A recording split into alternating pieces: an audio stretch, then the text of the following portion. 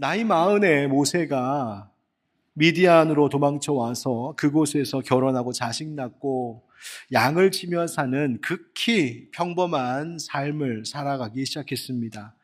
그리고 나서 다시 40년의 긴 세월이 지난 후에야 하나님께서 모세를 부르시지요. 그런데 우리가 지난주에도 함께 살펴봤던 것처럼 하나님이 부르셔서 애굽으로 보내려고 하는 그 계획에 모세는 고개를 저으며 하나님, 저는 아닙니다, 보내실 만한 자를 좀 보내라고 그렇게 이야기할 정도로 피했습니다. 왜 그랬을까? 아마 먼저는 그 마음속에 두려움이 있었을 겁니다. 내가 애굽 바로에게 가면 무슨 일이 있을지 모르는데, 내가 도망쳐 나온 사람인데 내가 바로에게 다시 돌아갔다가 무슨 일을 당할까? 또 하나는 내가 과연 하나님의 명하신 일을 감당할 수 있을까? 나는 능력이 없는데, 난 지금 이곳 미디안에서 양치는 촌부로 이제 산 지가 40년 된 아무 무능한 무력한 사람인데, 하나님, 나는 아닙니다, 보낼 만한 자를 보내소서. 그런데 가만히 말씀을 묵상하다 보니까 어쩌면 모세의 마음에 이런 마음도 있었겠다 싶었습니다. 그게 뭐냐면, 하나님, 너 이제 미디안을 떠나서 애굽의 바로에게 가라 할 때 모세의 마음속에, 하나님, 저 지금 괜찮은데요 하는 마음입니다. 하나님, 저 40년 전에 그거 하려다가 안 됐었잖아요. 그리고 하나님, 40년 지금 여기 살게 하시면서 저 여기에 이제 적응됐습니다. 하나님, 제가 지금 가지고 있는, 누리고 있는 이 안정감, 하나님, 난 이제 잃고 싶지 않습니다. 제 인생에 무슨 큰 변화를 기대하는 것도 아니고 뭐가 대단히 달라질 것을 바라는 것도 아니고, 하나님, 나 그냥 이대로 이렇게 살다가 가면 되니까 하나님, 저 놔두십시오. 하나님, 저 어려움 가운데 있는 이스라엘 백성들, 그들을 보면 안타깝지만 그들을 위해서 하나님, 더 나은 사람, 다른 사람 보내시고 저 그냥 여기서 이렇게 사는 게 편합니다. 좀 그런 마음도 있지 않았겠는가 싶습니다. 그런데 여러분, 우리 하나님은 어떤 분이신지 아십니까? 하나님은 우리가 언제나 믿음의 용기로 새로운 시작을 주저하지 않기를 원하십니다. 하나님은 늘 새 일을 행하시는 분이신데, 그 새로운 일들을 행하실 때 우리를 통하여 그 일을 하기를 기뻐하십니다. 하나님께서 성령을 주시겠다고 약속하실 때 뭐라고 하셨냐면, 성령을, 나의 영을 부어줄 것인데 만민에게. 그러면 어떤 일이 벌어지는가? 그 중에 노인들에게 꿈을 주겠다 그러셨습니다. 여러분, 제가 한번 여쭤볼게요. 여기 어르신들 많은데 죄송합니다. 연세가 많이 드시면, 노인이 되시면 꿈을 펼치십니까? 꿈을 접으십니까? 하나님의 부르심에는 너무 늦은 것이란 없습니다. 반대로 하나님의 부르심에는 너무 빠르다 할 것도 없습니다. 왜? 하나님은 우리를 가장 잘 아시는 분이시기 때문입니다. 그래서 가장 적절할 때에 우리를 불러주시고, 가장 필요할 때에 우리를 보내시고, 가장 쓸 수 있을 때에 우리를 쓰시는 분이 하나님이시거든요. 사랑하는 성도 여러분, 하나님께서 부르시고 명하시고 도전하시는 그 일들에 대하여, 그것이 교회에서든 직장에서든 가정에서든 내 개인의 어떤 삶 속에서든 그것이 무엇이든 하나님이 명하시는 그 일에 대하여 여러분 주저하지 마시고 불안해하지 마시고 하나님 주시는 믿음의 용기로 순종하는 담대한 믿음의 성도들 되시길 주의 이름으로 축복합니다.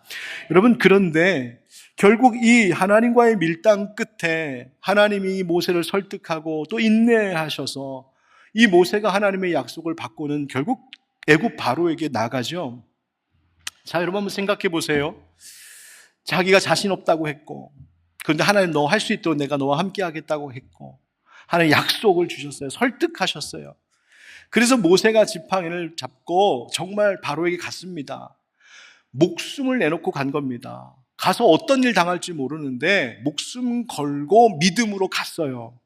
그러면 하나님, 이 정도 갔으면 그 다음 하나님께서 되어질 일들을 척척되게 진행시켜야 되지 않을까요?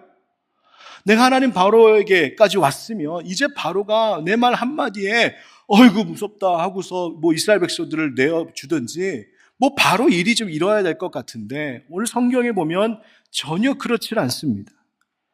오히려 애굽의 바로가 모세의 말에 요청에 완고하게 저항합니다. 그 이야기가 출애굽기 4장 18절부터 오늘 본문에까지 쭉 이어지는 거예요. 그리고 앞으로 10가지 재앙을 당하는 일도 바로 그 이유입니다. 여러분 4장 후반부에 보면 미디안을 떠나 애굽을 향하는 이 모세가 하나님의 손에 죽을 뻔한 일이 있습니다. 제일 초기에. 그 얘기 조금 이따 설교 뒷부분에 하도록 하겠습니다. 그리고 나서 이 모세가 이 죽음의 위험을 건너간 이후에 형 아론을 하나님 준비시켜 주셔서 만나고 이스라엘 백성들을 불러서 하나님이 전하라 하신 말씀 다 전하고 이적을 보이자 이 이스라엘 백성들, 그 히브리 노예들이 그 이야기를 듣고는 하나님이 우리를 돌보시는구나 기뻐하며 머리 숙여 경배했다 이렇게 되어 있어요. 자, 일이 좀 되는 것 같습니다. 그런데 모세와 아론이 바로에게 가서 이제 우리 내보내 주십시오. 우리 가서 하나님 절기를 지키고 하나님께 제사 드려야겠습니다라고 하자 이 바로가 극노하면서 무슨 소리? 왜 너희들이 내 노예들을 쉬게 하려고 하느냐? 너 놀게 하려고 하느냐? 하면서 노발대발합니다. 그러더니 오히려 이 히브리 노예들의 고역을 가중시키는데 이 히브리 노예들이, 이 백성들이 뭐 했냐면 그 국고성 비돔과 라암셋을 짓기 위하여 벽돌을 구웠거든요. 그런데 이전까지는 벽돌을 굽는데 필요한 재료들을 나라에서 제공하면 그 벽돌 열심히 구우면 됐는데 바로가 화가 나가지고 이제는 벽돌을 굽는데 필요한 재료도 직접 가서 너희들이 구해와라 이렇게 말합니다. 심지어 그러면 시간과 에너지가 분산될 텐데 매일 생산하던 일일 생산량도 줄어서는 안 된다. 똑같이 생산해라. 그러면서 재료까지 구해와라. 여러분, 이 일이 얼마나 힘들었겠습니까? 이 히브리 노예들이 학대를 당했습니다. 그러자 이스라엘 백성들이 모세와 아론을 원망합니다. 왜 와서 벌집을 쑤셔갖고 우리를 더 이렇게 힘들게 만드냐고. 우리를 왜 이렇게 힘들게 하냐고. 그러면서 하는 말이 5장 말씀에 보면 하나님이 당신들을 판단하시기를 원합니다. 무슨 말이에요? 하나님이 당신들 심판하셨으면 좋겠다. 당신들 때문에 우리 죽게 생겼다. 여러분, 모세의 입장에서 한번 생각해 보세요. 모세가 한다고 그랬어요? 안 한다고 그랬어요? 하나님은 못하겠다고 그랬다니까요. 그런데 하나님이 설득하셔서 하나님이 약속 주셔서 모세가 그거 믿고 순종하며 목숨 걸고 거기까지 왔습니다. 그러면 일이 척척 진행돼야 되잖아요.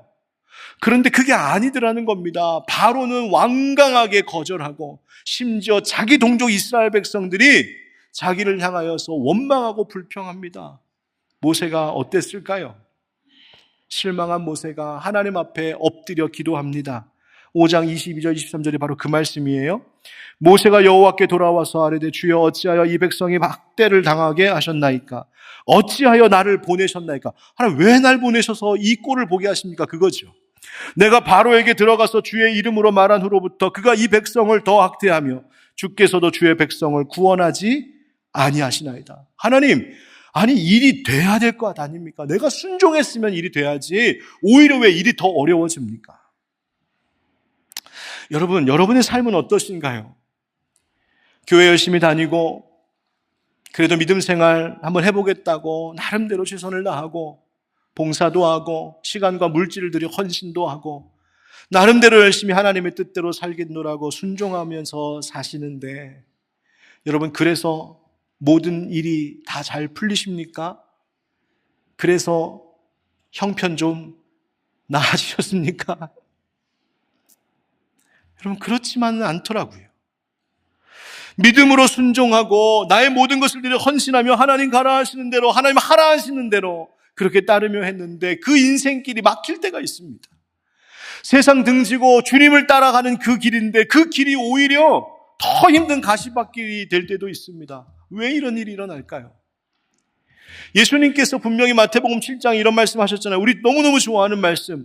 구하라 그리하면 너희에게 주실 것이요 찾으라 그리하면 찾아낼 것이요 문을 두드리라 그리하면 너에게 열릴 것이니 구하는 이마다 받을 것이요 찾는 이는 찾아낼 것이요 두드리는 이에게는 열릴 것이니라. 아멘.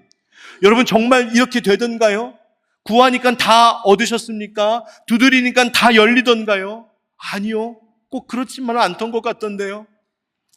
어려움이 있어서 기도하고 구하는 성도들이 있는 걸 압니다. 그런데 지금까지 함께 기도하는데 상황이 바뀌지 않는 것 같아요. 아무리 두드려도 열리는 문이 없는 것 같습니다. 내가 애쓰고 수고하는 모든 노력들이 다 허공에 그냥 흩어지는 것 같습니다. 하나님께서 기도하라고 도전하라고 시작하라고 했던 일 했는데 실패를 거듭하는 일도 있고, 남들은 저기 앞서가는 것 같은데 나는 제자리 걸음, 아니 뒤처지는 것 같이 느껴질 때가 있습니다. 가정에, 직장에, 삶에 있는 어떤 문제가 때로는 높은 장벽 같아서 내 힘으로는 도무지 뛰어넘을 수 없을 것 같은, 그래서 그 장벽 앞에 나의 초라한 모습에 실망하기도 하고, 오히려 모든 상황들이 악화하기도 합니다. 하나님, 왜 구하는데 찾아지지 않습니까? 하나님, 내가 지금 두드린 지가 몇 년째인데 왜 열리지 않습니까? 도대체 뭡니까? 예수님 말씀 틀린 겁니까? 여러분, 예수님의 말씀은 진리라는 사실을 믿으십니까? 그 진리의 말씀은 어김이 없습니다. 그렇다면 왜 하나님은 그렇게 두드리는데도 열리지 않는, 왜 모세가 바로 앞에 믿음과 순종으로 나아갔는데도 완고하게 막아서는 일들을 보게 하셨을까요?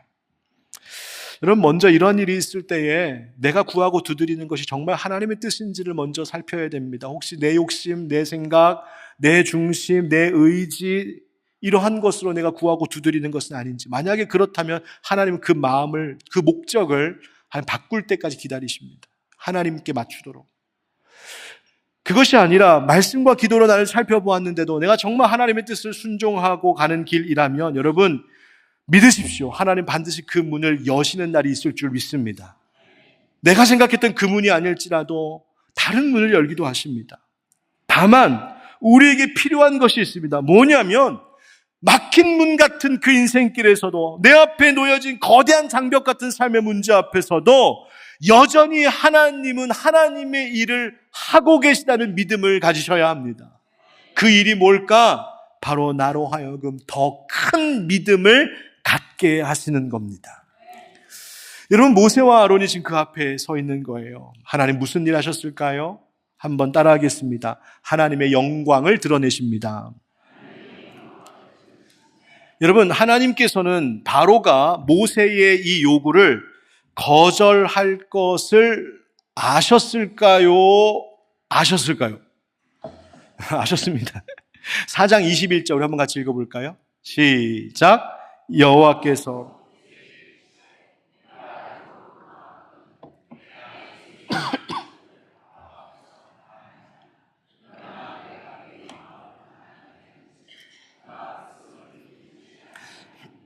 아멘. 여러분, 하나님 아셨습니다. 모세가 거절할 것을. 그런데 하나님 모세를 계속 보내셔요. 10가지 재앙도 그래서 일어나죠. 그런데 하나님 계속 보내십니다. 결국 10번째 재앙, 장자가 죽어나가는 일을 보고서야 바로가 꺾입니다. 여러분, 이런 생각 안 해보셨어요? 왜 하나님 처음부터 그렇게 하지 않으셨지? 한 방에 보낼 수 있었잖아요. 하나님 뭐 다른 거 앞에 뭐 그런 재앙 다 냅두고 처음부터 그냥 장자 죽이는 이 재앙 보게 하셨으면 하나님도 답답한 거 없고, 모세도 원망할 거 없고, 백성들도 힘들 거 없이 한 방에 해결됐을 텐데 왜 그랬을까? 여러분, 거기에는 하나님이 의도하신 몇 가지 일이 있습니다. 첫째는 이 막힘과 부딪힘, 기다림을 통하여 하나님 모세와 아론의 심령을 단련시키셨어요. 앞으로 이 모세와 아론은 민족의 지도자들로서 더 큰 일을 마주해야 하는데, 앞으로 펼쳐질 광야의 길에서 그들이 겪게 될 수많은 어려움들 앞에서 이 어려움을 당할 때마다 모세가 어떻게 해야 하는지를 하나님이 가르쳐 주셨어요. 그것은 하나님 앞에 엎드리는 것이었어요. 그래서 하나님은 모세와 아론을, 그 영혼을 담대하게 먼저 세우셨어요. 두 번째는 바로 스스로 하나님의 심판을 자초하는 일이 되게 하셨습니다. 여러분, 우리말에 자기가 자기 무덤 판다는 말이 있어요. 어떤 의미인지 아시죠? 바로는 하나님께 불순종함으로, 하나님께서 명령하신 것들을 거절함으로 그가 받게 될 심판이 결코 하나님의 너무 지나친 심판이거나 하나님이 잘못 판단하신 불의한 심판이 아니었음을 나타내게 했어요. 하나님 공의로우시구나. 세 번째, 이 일을 통하여서 하나님의 인내와 자비, 하나님의 선하심을 드러내십니다. 여러분, 바로를 한 번에 꺾지 않으신 것, 그것은 하나님께서 기다리신 거예요. 하나님께서 바로에게조차 순종할 기회를 주셨다고요. 그러나 바로가 완고하게 저항하고 대적하면 대적할수록 하나님은 그것을 기다리시면서 하나님이 얼마나 인내하시는 분이신지, 하나님이 얼마나 자비를 베푸시는 분이신지, 하나님이 얼마나 기회를 주시는 선하신 분이신지를 더욱더 분명하게 드러내셨어요. 여러분, 우리의 인생에 열리지 않는 문, 인생의 답답한 길목에서도 하나님 무슨 일을 하시는가? 하나님의 성품과 하나님의 능력과 하나님의 선하심과 하나님의 의로우심을 드러내심으로 우리를 통하여서 하나님 영광 받으신다는 거예요. 뿐만 아니라 그 닫힌 문 앞에서 하나님 하시는 일이 있어요. 따라하겠습니다. 하나님이 하심을 알게 하십니다. 여러분, 바로는 이스라엘을 놓아주질 않습니다. 영적 싸움이라는 것이 여러분 그렇게 쉽게 그냥 끝나버리는 일이 아니랍니다. 5장 3절에 보면 모세가 바로에게 우리가 광야로 사흘 길쯤 가서 여호와께 제사를 드리려 합니다. 가도록 허락해 주십시오. 우리 말로 하면 우리 가서 예배 드리고 싶습니다. 우리 하나님 섬기는 백성들로 살고 싶습니다라는 거예요. 여러분, 여기서 하나님이 이스라엘 백성들을 구원하신 궁극적인 목적이 드러나는데요. 하나님은 애굽에서 나온 이스라엘 백성들을 어느 땅으로 인도하셨어요? 가나안 땅으로 인도하시죠. 그러나 하나님의 목적은 그 히브리 노예였던 그 백성들이 주소지가 애굽이었다가 주소지가 가나안으로 옮겨지는 것, 그걸 바라셨던 것이 아니었어요. 그냥 장소가 바뀌는 거 하나님 원하셨던 것이 아니란 말입니다. 하나님 왜 애굽에서 꺼내셨다고요? 하나님께 제사 드리는 백성, 하나님께 예배하는 백성, 하나님 마음껏 섬길 수 있는 백성 되게 하려고 하나님 자유 주셨다는 거예요. 여러분, 우리에게 자유 주셨다면 그것은 하나님 섬기라고 주신 자유예요. 내 마음대로 살라고 주신 자유가 아니라 하나님 뜻대로 살라고 주신 자유예요. 그런데 여러분, 우리의 인생에는 애굽과 바로와 같은 것들이 있습니다. 하나님 마음껏 섬기지 못하도록 막는 것들이 있습니다. 세상의 욕심, 세상 즐거움, 세상적인 가치관, 악한 습관, 상처와 실패로 인한 인생의 좌절감, 미래에 대한 불안과 염려, 온갖 유혹, 그와 같은 모든 죄와 어둠의 굴레가 우리에게서 자꾸만 하나님을 마음껏 섬길 자유를 억압하고 빼앗아갑니다. 사탄은 우리를 쉽게 놓아주지 않습니다. 그래서 영적인 끈질긴 싸움이 필요한 거예요. 그러나 여러분, 그럼에도 불구하고 우리가 소망을 가질 이유는 예수님께서 십자가에 죽으시고 부활하심으로 이미 우리에게 그 승리가 확정된 것인 줄 믿습니다. 우리는 이긴 싸움을 싸우는 거죠. 여러분, 실패한 듯 보이는 이 모세가 하나님 앞에 엎드립니다. 그런데 하나님이 아니야, 너 실패한 것 아니야, 너 지금 싸움에서 진 거 아니야, 너 다시 일어나, 다시 싸워야 해. 하나님 어떻게 합니까? 그래서 하나님이 모세에게 주신 것이 뭐냐면, 따라합시다. 언약의 재확인. 6절부터 8절의 말씀을 주시는데요, 제가 중요한 부분을 좀 표시내서 강조하여 읽어보겠습니다. 그러므로 이스라엘 자손에게 말하기를, 나는 여호와라.